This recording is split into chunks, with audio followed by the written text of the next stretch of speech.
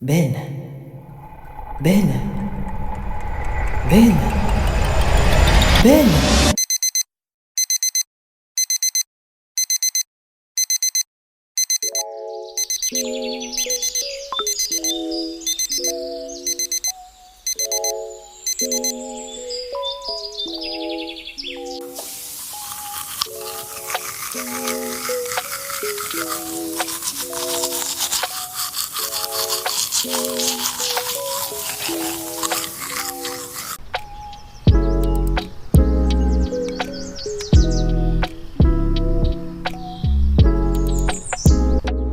Ang weird na naman ang panaginip ko kagabi. Palaging yun na lang yung napapanaginipan ko. Ano kayang ibig sabihin nun? Kanino naman kayang boss yung tumatawag sa akin? Ay, yan ko na nga. Masakit lang yung ulo ko.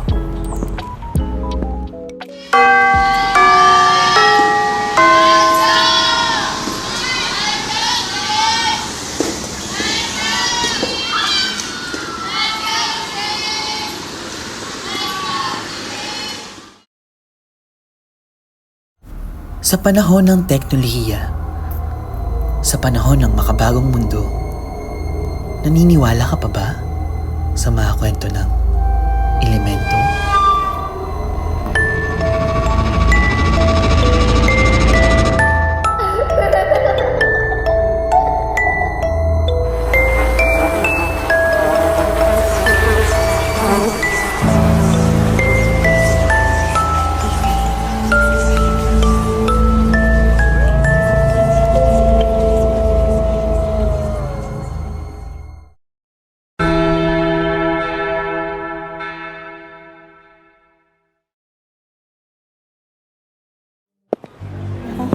Tignan mo, andyan na naman yung weirdo. Hindi ba inihiyang pumasok dito sa school? Di naman to school para sa mga baliw. Sinabi mo pa. Alam mo ba, nagsasalita yan mag-isa. Kaya walang gustong lumapit dyan kasi baliw yan. Ba't ba kasi yan pinapapasok dito? Dapat sa mental yung mga ganyan eh. Weirdo. Weirdo.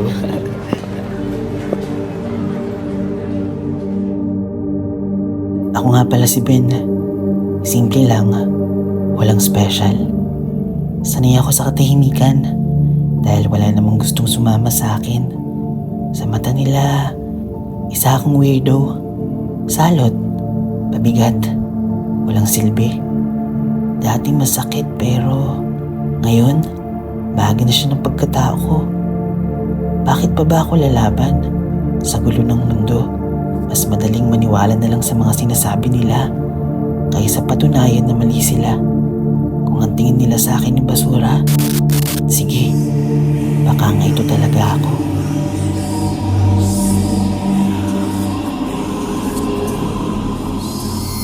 Uy! Hello? Hello? Hello? Earth to Ben? Pwede bang makishare ng upuan? O baka naman may invisible na nakaupo dyan? Sige. Wala naman. Nice! Ako nga pala si Dylan. Alam mo, pansin ko, palagi kang mag-isa rito. Tahimik mo, no? Ako rin naman tahimik eh. Kapag tulog lang. Hindi ka ba naiilang? Bakit mo ako kinakausap? Ha? Bakit naman ako maiilang? May nakasulat ba sa noo mo na bawal kang kausapin? Kausap mo lang naman ang school weirdo. Halos lahat iniiwasan ako. Baka kapag nakita ka nilang kasama mo ako, pag-initan ka rin nila. Well, siguro iba lang talaga ako sa kanila. O kaya naman, aminin na lang natin na pareho tayong special. Alam mo, matagal na kitang gustong lapitan. Nahihiya lang ako. Feeling ko kasi masarap kang kausap. At heto na, nahanap ko ng timing. So, pwede bang makipagkaibigan sa'yo?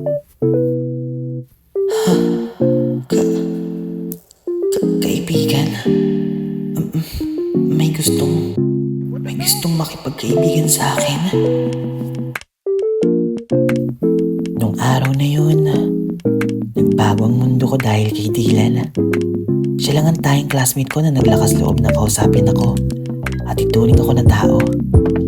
Matyaga siya. Hindi niya ako sinukuan hanggat hindi niya nakikita ang mga ngiti ko. Doon ko napatunayan na sa gitna ng mapanghusgang mundo, kailangan mo lang ng isang taong maniniwala sa'yo. Si Dylan ang naging matalik kong kaibigan. Dylan, picture tayo. Okay, sige ba?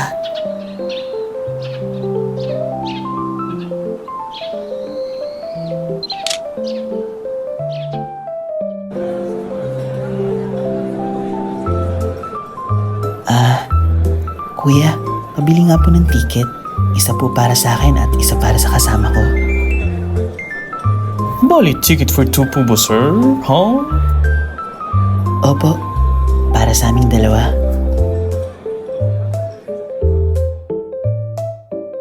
Mula ng araw na yon, palagi na kami magkasama ni Dylan. Kumakain kami sa labas, nanonood ng magkasama at magkausap kami palagi. Di ko lubos akalain na dahil kay Dylan, lahat ng mga naririnig kong pangungutya, lahat yun baliwala kapag kasama ko siya. Wala na akong pakialam sa sinasabi ng iba. Basta ang alam ko, ligtas at masaya ako sa piling niya.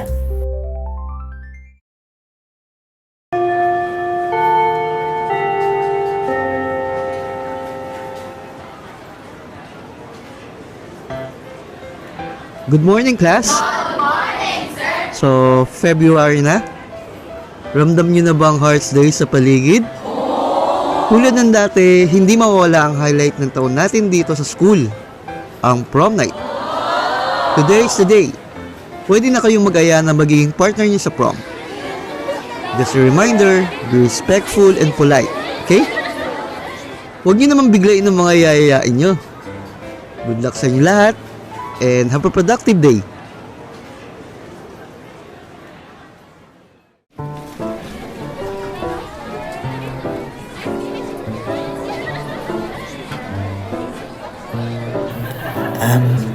Dylan, alam ko medyo awkward tong itatanong ko sa'yo pero ano kasi... Ha? Ano yun, Ben? Ano kasi... Kung pwede ba na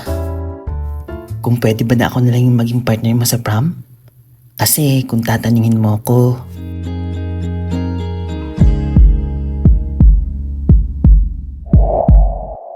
Oo naman.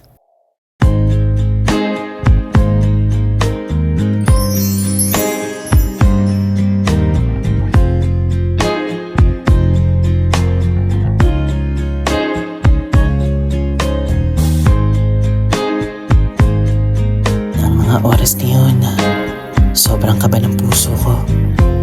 Hindi ko akalain na sasagutin ako ni Dylan ng oo.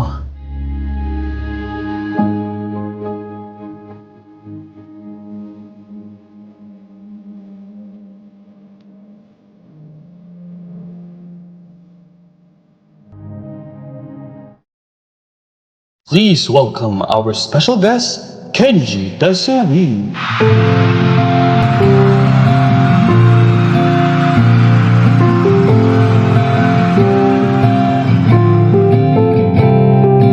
Ben, pwede ba kitang may sayaw?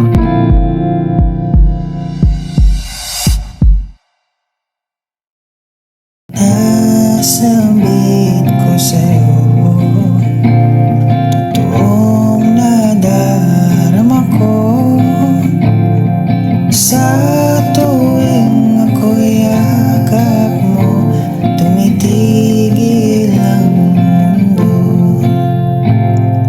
Nasambit ko sa'yo, ganda ng mata at ngiti mo, sa bawat bigkas ng mga labi mo, yung minutong nahulog sa'yo.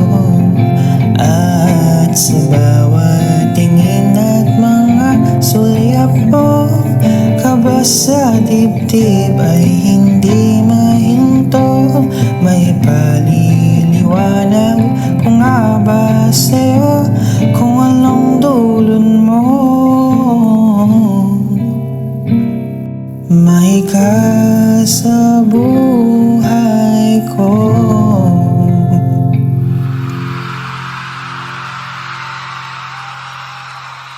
Ben, ayos ka lang? Ben? Ben? Ben? Ben? Ben?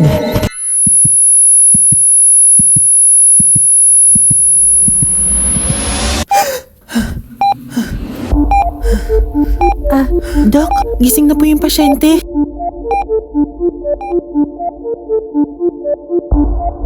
Takang-taka ako sa mga nangyayari. Hindi ko alam kung paano ka napunta sa hospital. At wala din ako masyadong maalala. Ang huling naaalala ko lamang ay kasayaw ko si Dylan. Tapos, bigla na lang ako nag-blackout. Hindi ko alam kung bakit pero matapos yun, wala na akong maalala.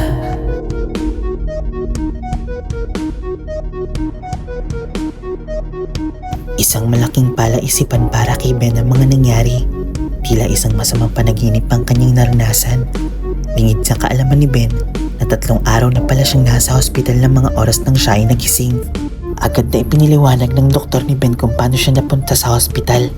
Nawalan daw ito ng malay at daling itinakbo ng paaralan si Ben sa hospital kung nasaan siya ngayon.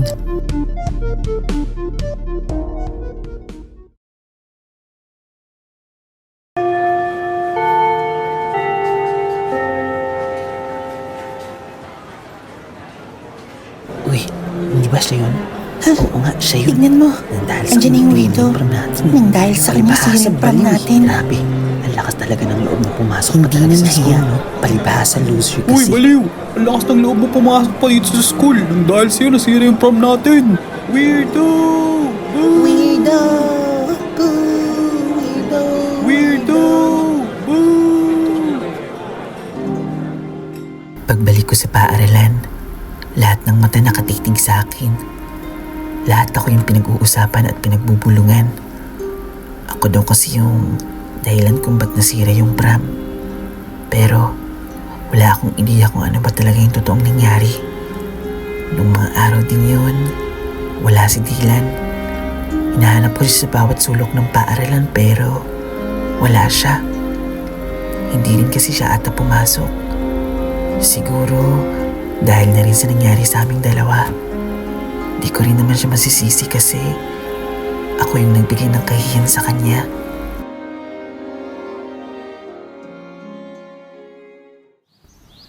Ben, kamusta ka na? Alam ko, hindi tayo masyadong close pero gusto lang kitang kamustahin. Ayos lang naman ako. Medyo okay na din pakiramdam ko. Mabuti naman kung ganun. Sorry pero alam mo ba na usap-usapan ka ngayon sa school? Mula nung mangyari yung gabi ng prom night?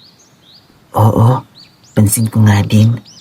Pero kung tatanungin mo ako kung anong nangyari nung gabing yun, sorry, pero wala din ako masyadong maalala.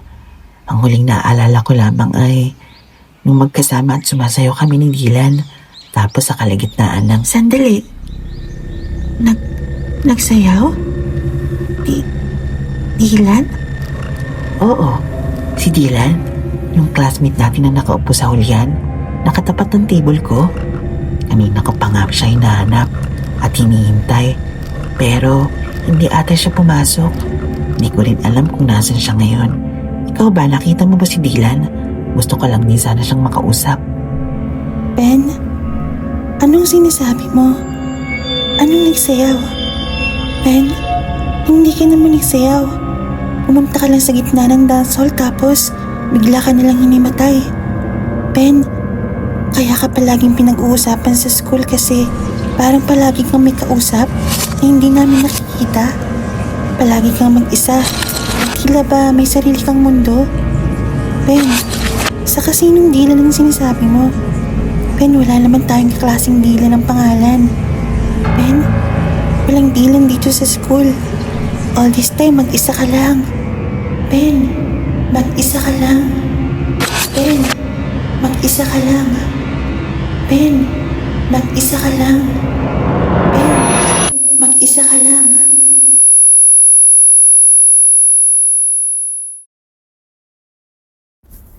Hindi ko lubos sa kalain na Pininiwala ko sa sarili kong isipan. Akala ko malaya na ako sa dilim. Dahil sa bawat oras na kasama kita, maliwanag ang lahat. Akala ko nakalaya na ako sa madilim na mundo ko dahil nakilala kita. Pero nakakulong lang din pala ako sa lugar na ako lamang ang tanging nakakaramdam at nakakakita. Bakit ngayon pa? Naramdam ko na yung totoong saya at ligaya sa aking puso.